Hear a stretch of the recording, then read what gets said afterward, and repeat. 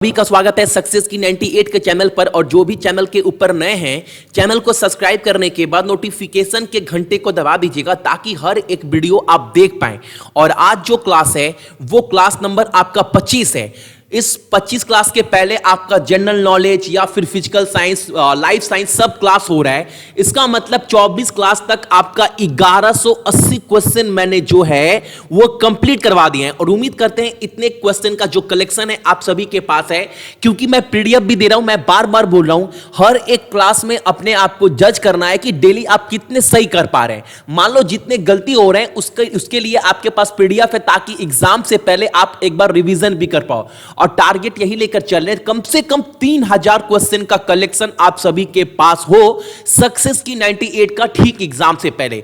और आज भी कवर करने वाले हैं टोटल 40 क्वेश्चन। आपको जज करना है 40 में आप कितने क्वेश्चन सही कर पा रहे हैं। मान लो आप एग्जाम में ही बैठे हैं तो टोटल 40 क्वेश्चन आपको अटेम्प्ट करने हैं। और जो नहीं आता है छोड़ दीजिएगा, क्योंकि अगर नहीं आता है और आपने अटेम्प्ट किया सही के चक्कर में तो फिर सही वाले से आपके नंबर कटे जाएंगे। तो 35 ही अटेम्प्ट करिए, लेकिन 35 में 35 जो है वो सही करने की प्रयास करिएगा। और क्लास का टाइमिंग एक बार देख लीजिए। मैथ क्लास आपका हो चुका है, पहला क्लास था प्रॉफिट और लॉस का, और लाभ हानि का जो पहला क्लास है कोई भी चैप्टर का वो बेस होता है। तो आधार स्ट्रांग होना बहुत जरूरी है। अगर बेस स्ट्रांग है तो आगे चैप्टर को समझने में बहुत आसानी होगी। तो प्रॉफिट एंड लॉस का पहला चैप्टर हो चुका है। अगर नहीं देखे तो जाकर चैनल पर देख सकते हैं, वीडियो अवेलेबल है, या फिर प्लेलिस्ट में भी देख सकते हैं। हर एक लाइन में लाइन आपको वीडियो मिल जाएगा। और इसके बाद क्लास होगा रीजनिंग का रात को 10 बजे, और जीएस अभी आपको मिल ही रहा है। और करेंट अफेयर जो बेस्ट दे रहा हूं डेली आपको सुबह में 4:30 बजे मिल रहा है पीडीएफ के साथ। और इस क्लास का पूरा पीडीएफ आप लोग सक्सेस की 98.in के वेबसाइट से भी जाकर डाउनलोड कर सकते हैं, या टेलीग्राम में भी जो है वो लिंक मैंने शेयर कर दिया है। देखते हैं पहला क्वेश्चन हमारे सामने क्या निकल कर आ रहा है। और तरल पदार्थ के कवंथनांक पर क्या, यानी at boiling point of liquid it's क्या होता है आपको बताना है। तापमान जो है वो बढ़ता है, वायुमंडल का दबाव बढ़ता है, तापमान नियत रहता है, या आपको वेपर पे जो प्रेशर है वो डिक्रीज होता है। पहला क्वेश्चन है आप सभी के सामने। और हर क्वेश्चन के लिए 5 सेकेंड से 7 सेकेंड का टाइम आपको दूंगा ताकि आप लोग कमेंट्स कर पाओ, ठीक है। और पहला क्वेश्चन का जो सही आंसर है वो है टेम्परेचर रिमेन कांस्टेंट, यानी ऑप्शन नंबर सी, यानी 3 नंबर जो ऑप्शन है वो हमारा सही है, तापमान नियत रहता है। अगला क्वेश्चन हमारे सामने है 2 नंबर क्वेश्चन। वो ये है, जो 2 नंबर क्वेश्चन है एक बार आप इसको अच्छे से पढ़िए ताकि आप लोग, बड़ा क्वेश्चन है ताकि गलती ना करें। आराम से मैं आपको समझाता हूं क्वेश्चन क्या बोल रहा है। एक साफ कांच के प्लेट पर ना अगर पतली परत बनाने के लिए एक पानी की एक बूंद फैलाई जाती है, जबकि पारा यानी मरकरी की एक बूंद लगभग गोलाकार होती है। सेम वही कांच के प्लेट पर। ऐसा क्यों होता है ये आपको बताना है क्वेश्चन में। ऑप्शन आपके सामने 4 है, आराम से पढ़ो बिल्कुल, लेकिन सही आंसर दीजिएगा, ठीक है। टाइम लगे लेकिन आंसर सही होना चाहिए। और सही आंसर क्या है इसका? सही आंसर है आपका ऑप्शन नंबर 3, पारा का संयोजन कांच के साथ अपने अंशजन से अधिक होता है। Option number 3 is the correct answer. अगला क्वेश्चन हमारे सामने है 3 नंबर। निम्नलिखित में से क्या विद्युत रोधी है? आपका इंसुलेटर कौन सा है इसमें से आपको बताना है। कॉपर है, वुड लकड़ी है, या फिर मरकरी है, या फिर अल्युमिनियम है। 3 नंबर क्वेश्चन है और कॉमन सा क्वेश्चन है, सभी को पता है भैया लकड़ी होगा इसका आंसर, यानी वुड। अगला क्वेश्चन है 4th नंबर क्वेश्चन हमारे सामने है। जैसे वायु के बुलबुले तरल पदार्थ में उठते हैं, आपको बताना है 4th नंबर क्वेश्चन का आंसर। और सही आंसर इसका क्या है? सही आंसर है आपका option number 2, viscosity and buoyancy. Option number 2 is the correct answer of this question. 5वां नंबर क्वेश्चन हमारे सामने है, किस कारण से तरल पदार्थों के कवंथनांक भिन्न यानी डिफरेंट होते हैं, यानी वैरी होते हैं। आपको बताना है दबाव में भिन्नता, तापमान में भिन्नता, आयतन में भिन्नता, या घनत्व में भिन्नता। आपका 5 नंबर क्वेश्चन है और सही आंसर है आपका प्रेशर वैरीज। ऑप्शन नंबर ए जो है वो हमारा सही आंसर है। अगला क्वेश्चन है आपके सभी के सामने, हम बिना फिसले पृथ्वी पर चलने में क्यों सक्षम हैं?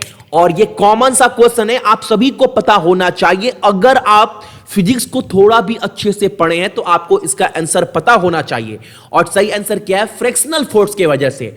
Option number 2 is the correct answer. 7th number question है, जिस प्रघटना ने प्रकाश की अनुप्रस्थ स्वरूप को स्थापित किया, वह प्रघटना क्या है आपको बताना है। रिफ्लेक्शन है, इंटरफ्रेंस है, डिफ्रेक्शन है या फिर पोलराइजेशन है। सेवेंथ नंबर क्वेश्चन आप सभी के सामने और सभी को पता है ध्रुवीकरण के कारण, ऑप्शन नंबर 4। ठीक है, 8वां क्वेश्चन हमारे सामने है what is the name of the device, उस डिवाइस का नाम बताना है जो कन्वर्ट करता है alternating current into direct current में। वो कौन सा डिवाइस है जो आपको बताना है कि अल्टरनेटिंग करंट को डायरेक्ट करंट में कन्वर्ट कर देता है, बदल देता है। ठीक है, 8 नंबर क्वेश्चन हमारे सामने है और सही आंसर है इसका rectifier, option number 3 is the correct answer. अगला क्वेश्चन है 9 नंबर हमारे सामने, बुरादे से ढकी हुई बर्फ जल्दी से क्यों नहीं पिघलती है। Why does ice covered is sawdust not melt quickly, क्यों नहीं जल्दी से पिघलता है, आपको यह बताना है 9 नंबर क्वेश्चन में।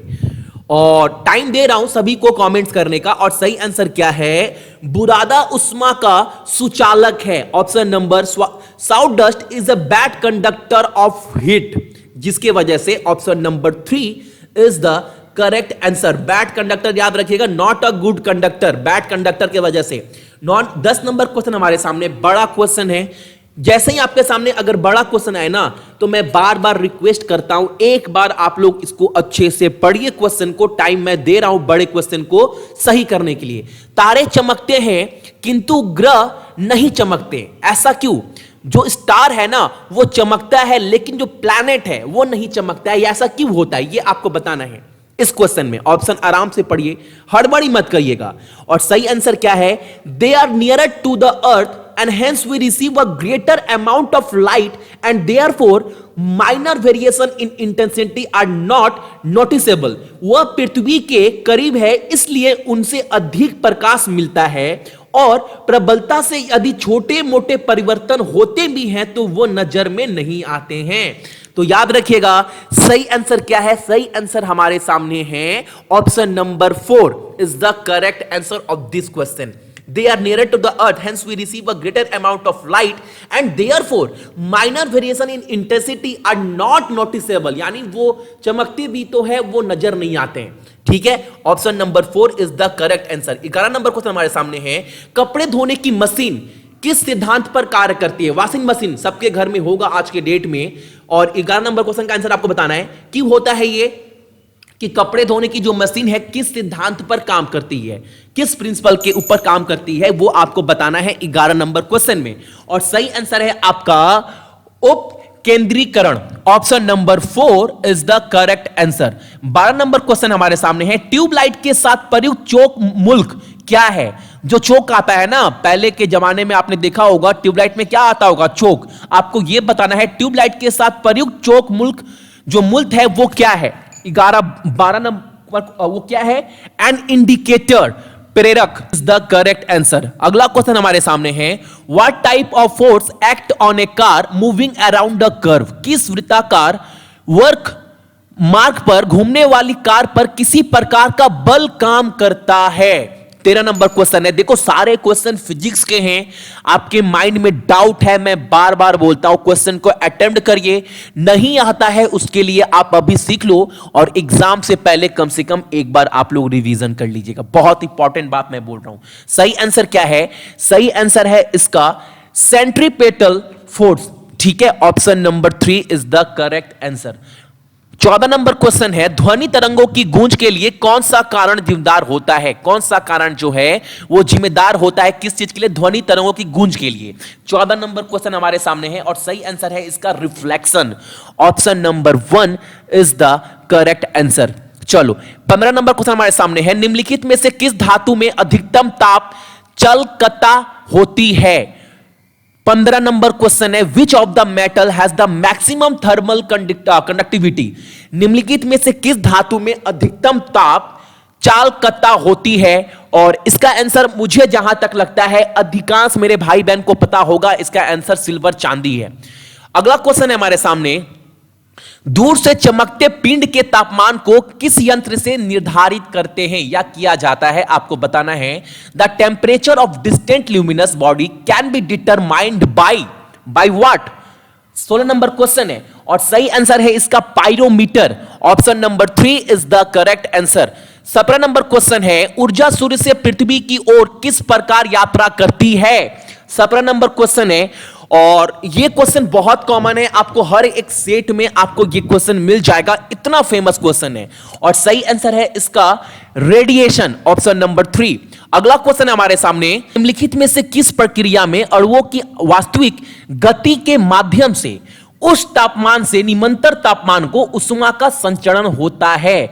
Heat is transmitted from higher temperature to lower temperature through the actual motion of the molecules in. आपको बताना है, 18 नंबर क्वेश्चन है और सही आंसर इसका क्या है? बहुत जन को डाउट होगा यहां पर 1 और 2 में, लेकिन सही आंसर याद रखिएगा इसका है convection. Option number 2 is the correct answer. 19 number question हमारे सामने है, ध्यान से देखिए, यदि विद्युत प्रतिरोध काम करना हो तो प्रतिरोध की संख्या को किससे जोड़ा जाना चाहिए? आपको बताना है, यदि विद्युत प्रतिरोध काम करना हो तो प्रतिरोध की संख्या को किससे जोड़ा जाना चाहिए? If electric resistance is to be decrease then the number of resistant should be connected in. किसमें जोड़ना चाहिए यह आपको बताना है और सही आंसर है इसका parallel. Option number 2 is the correct answer. अगला क्वेश्चन है और बहुत कॉमन क्वेश्चन है ये वाला भी अगेन आपके सामने, बिजली के हीटर में कौन सी सामग्री प्रयुक्त होती है? द मटेरियल जो होता है ना यूज इन इलेक्ट्रिक हीटर, सबसे ज्यादा इलेक्ट्रिक हीटर में क्या जो है आपको बताना है, सामग्री जो है वो सबसे ज्यादा मौजूद होती है, आपको बताना है किस चीज में? इलेक्ट्रिक हीटर में। और सभी को पता है इलेक्ट्रिक हीटर में जो सबसे ज्यादा मात्रा में होती है वो होती है आपका nichrome. Option number 2 is the correct answer. अगला क्वेश्चन हमारे सामने है, निम्नलिखित में से ओम चालक कौन सा है? चलो 21 नंबर क्वेश्चन आप सभी के सामने आ गया है कि which one of the following is an ohmic conductor? Germanium, silicon, carbon या सिल्वर? आपके सामने 21 नंबर क्वेश्चन है और सही आंसर है इसका सिल्वर। 21 क्वेश्चन के बाद उम्मीद कर सकते हैं कि जितने भी मेरे भाई बहन ये टेस्ट अटेंड कर रहे हैं कम से कम उनका 15 प्लस अभी तक सही हुआ होगा। ठीक है, 22 नंबर क्वेश्चन है, एनियोमीटर से दिए गए विकल्पों में से क्या मापा जाता है? यानी एनियोमीटर से हम लोग क्या मेजर करते हैं आपको बताना है। वेलोसिटी, वेग, हवा का द्रव्यमान, हवा की गति या टेम्परेचर, तापमान। तो सभी को पता है तापमान तो होगा नहीं भैया, वो हटा दो। एयर भी हवा का द्रव्यमान भी नहीं नापते हैं, वेलोसिटी भी नहीं नापते हैं, तो एक ही ऑप्शन बच गया आपका, विंड स्पीड, यानी हवा की गति को नापते हैं किसके द्वारा? तो एनियोमीटर के द्वारा। चलो अगला क्वेश्चन है 23 नंबर और यह क्वेश्चन आपने अगर आप फिजिक्स पढ़ते होंगे तो आपके स्टार्टिंग चैप्टर में ही ये क्वेश्चन आता है। स्प्रिंग बैलेंस जो है, वर्क ऑन द प्रिंसिपल, वो किस सिद्धांत पर काम करता है? Spring balance. कामनी तुला जो है वो किस सिद्धांत पर काम करता है? और ये आप सभी को ऑलमोस्ट पता होगा, याद रखिएगा, बहुत इंपॉर्टेंट क्वेश्चन है और इस क्वेश्चन का आंसर है ऑप्शन नंबर 2, हुक नियम के सिद्धांत पर। ठीक है, चलो अगला क्वेश्चन हमारे सामने है 24 नंबर, अगर आकर्षण शक्ति ना हो तो निम्नलिखित में से कौन सा तरल पदार्थ के लिए लागू नहीं होगा? 24 नंबर प्रश्न आप सभी के सामने आ गया है। पूछा गया है इस क्वेश्चन में, if there were no gravity which of the following will not be there for a fluid? अगर आकर्षण शक्ति ना हो तो निम्नलिखित में से कौन सा तरल पदार्थ के लिए लागू नहीं होगा? आपको बताना है और सही आंसर इसका है अपवर्ड थ्रस्ट, ऊपर दबाव। ठीक है, 25 नंबर क्वेश्चन, ये नॉइस जो है उसका मात्रक क्या है? आवाज की जो माप का मात्रक है वो आपको बताना है, डेसिबल, हर्ट्ज, एम्पलीफायर या ऑप्शन नंबर 4। और इसमें तो मुझे यहां तक नहीं लगता है किसी को भी डाउट होगा ये क्वेश्चन में 100% आंसर इसका आना चाहिए। आप सभी से इतना तो उम्मीद कर ही सकते हैं और सही आंसर है इसका decibel. Option number A is the correct answer. 26 number question है, निम्नलिखित में से भौतिक मात्रा में से कौन सा एक अदिश राशि है? विच of the following physical quantity is a scalar quantity? और इसका सही आंसर है यंग मॉड्यूल्स, यानी यंग का मापक। ठीक है, 27 नंबर क्वेश्चन हमारे सामने है, भौतिक मात्रा विद्युत चालकता की इकाई क्या है? What is the unit of the physical quantity electric conductance. और सही आंसर इसका क्या है, उम्मीद करते हैं ये भी आंसर आपको सही पता होगा क्योंकि कॉमन सा क्वेश्चन है। और सही आंसर क्या है इसका, ऑप्शन नंबर 4 सीमेन। ठीक है, चलो अगला क्वेश्चन है 28 नंबर हमारे सामने, निम्नलिखित में से कौन विस्थापन के बारे में गलत है। 27 नंबर क्वेश्चन आप सभी के सामने आ गया है कि Which among the following is a false about displacement? कौन सा गलत है आपको बताना है। ऑप्शन आप आराम से पढ़िए ताकि आप ज्यादा टाइम ले लो, लेकिन गलती नहीं होना चाहिए। मैं बार बार बोलता हूं ये गलती नहीं होना चाहिए। और सही आंसर क्या है, it's always positive, it can be. तो सही आंसर क्या होगा, सही आंसर हमारा हो जाएगा इसका it's always, it's can be positive, negative और जीरो पहला ऑप्शन होगा, दूसरा होगा, तीसरा होगा, चौथा होगा। लेकिन सही आंसर क्या है, सही आंसर है इसका ऑप्शन नंबर 4। यह हमेशा क्या होता है, सकारात्मक होता है। It's always positive. 28 number question है। अगला क्वेश्चन हमारे सामने है फिजिकल क्वांटिटी से अगेन क्वेश्चन हमारे सामने आ गया है। और एक बात बता दूं, इसके पहले वाले क्वेश्चन में जो डिस्प्लेसमेंट है ना वो क्या है, वो एक वेक्टर क्वांटिटी है, ये भी याद रखिएगा। ठीक है, अगला क्वेश्चन हमारे सामने है which physical quantity is measured in siemens. अभी देखो, अभी नॉर्मल सा क्वेश्चन, इसके पहले आपको मैंने बताया कौन सी भौतिक मात्रा सीमेंस में मापा जाता है, आपको बताना है। और अगर आप इसके पहले वाले क्वेश्चन को अच्छे से समझ गए होंगे तो इसका आंसर भी आप लोग अगेन दे दोगे। पहले वाले क्वेश्चन में ही इसका आंसर छुपा हुआ है। और सही आंसर क्या है इसका, ऑप्शन नंबर 2 इलेक्ट्रिकल कंडक्टेंस यानी विद्युत चालन। Option number 2 is the correct answer. अगला क्वेश्चन हमारे सामने 30 नंबर, स्वयं के परिवर्तन की दर क्या होती है। रेट क्या है चेंज ऑफ मोमेंटम का आपको बताना है। एरिया है, प्रेशर है, फोर्स है या वेग वेलोसिटी है। ऑप्शन नंबर 30 क्वेश्चन नंबर है और सही आंसर है इसका force. Option number 3 is the correct answer. भैया इसका आंसर फोर्स होगा। ठीक है, चलिए अगला क्वेश्चन देखते हैं और इसका सही आंसर क्या है आपका फोर्स। अगला क्वेश्चन हमारे सामने है, यदि दो अलग अलग मात्रा वाली स्थिर वस्तुओं पर एक ही कालावधि के लिए एक बल कार्य करता है तो उन दो वस्तुओं के लिए निम्नलिखित में से कौन सी बात जो है वो सामान्य होगी, यह आपको बताना है। आपका 31 नंबर क्वेश्चन है और सही आंसर क्या है इसका, momentum. Option number 4 is the correct answer. ठीक है, और मोमेंटम जो है वो किसका प्रोडक्ट है, मास एंड वेलोसिटी का। इसीलिए हम लोग हमेशा बोलते हैं, अगर आपको थोड़ा भी याद होगा, P = mv, याद है ना। चलो अगला क्वेश्चन हमारे सामने है कि प्रकाश की तीव्रता को मापने का यंत्र को हम लोग क्या बोलते हैं, जिससे लाइट इंटेंसिटी मापा जाता है उसको हम लोग क्या बोलते हैं, आपको इस क्वेश्चन में बताना है। और सही आंसर है इसका luxmeter. Option number 1 is the correct answer. 33 number question है हमारे सामने, who discovered the theory of relativity. Theory of relativity का जो ये थ्योरी है वो किसने आविष्कार किया था, ये आपको बताना है इस क्वेश्चन में। किसने सापेक्षता के सिद्धांत की खोज की थी, आपको बताना है 33 नंबर क्वेश्चन में, who discover the theory of relativity. और सही आंसर है, कॉमन सा क्वेश्चन है, ऑप्शन नंबर 2। अधिकांश मेरे भाई बहन को पता भी है इसका आंसर।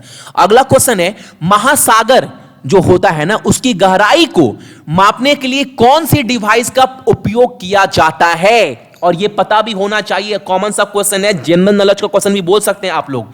जो ओशन का डेप्थ होता है वो हम किससे माप सकते हैं, और इसका आंसर क्या है आपका, फैथोमीटर। Option number 3।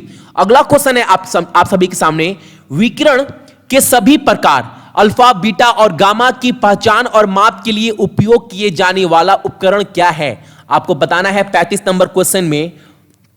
आराम से टाइम ले लो ताकि गलती मत करना, मैं बार बार रिक्वेस्ट कर रहा हूं। और सही आंसर इसका क्या है, Geiger counter. Option number A is the correct answer. ठीक है, अगला क्वेश्चन है हमारे सामने 36 नंबर, और 36 नंबर क्वेश्चन क्या है, यदि एक गेंद को ऊपर फेंका जाता है, मान लो अगर एक गेंद को ऊपर फेंकते हैं तो निम्नलिखित में से कौन सा परिवर्तन नहीं करता है, स्पीड, पोटेंशियल एनर्जी, डिस्टेंस या एक्सीलरेशन। और सही आंसर क्या है इसका, सही आंसर है भैया ऑप्शन नंबर ए, एक्सीलरेशन। चलो अगला क्वेश्चन हमारे सामने बड़ा क्वेश्चन है तो आराम से पढ़ो, मैं बार बार बोल रहा हूं, अगर बड़ा क्वेश्चन आता है तो आपको इसको आराम से पढ़ना है ताकि गलती ना हो। ठीक है, क्वेश्चन क्या बोला है, यदि कोई वस्तु एक वृत्त पथ पर आगे बढ़ रहा है तो इसका औसत गति क्या होगा यदि यह 1 सेकेंड में एक चक्र को पूरा करता है। तो आपको बताना है यदि कोई वस्तु है अगर एक वृत्तीय पथ पर आगे बढ़ रहा है तो इसका औसत गति क्या होगा यदि अगर यह 1 सेकेंड में एक चक्र को पूरा करता है तो क्या होगा, गति क्या होगा, गति जो है वो भैया 0 ही तो होगा, नॉर्मल सा बात है। ठीक है, average velocity is displacement over total time. ठीक है, तो आंसर क्या होगा आपका, वो होगा आपका ऑप्शन नंबर डी 0। अगला क्वेश्चन हमारे सामने 38 नंबर, यदि कोई वस्तु को ऊपर की तरफ फेंक दिया जाता है तो इसकी अधिकतम ऊंचाई पर पहुंचने पर इसका जो वेलोसिटी है, वेग है, वो क्या होगा, ये आपको बताना है।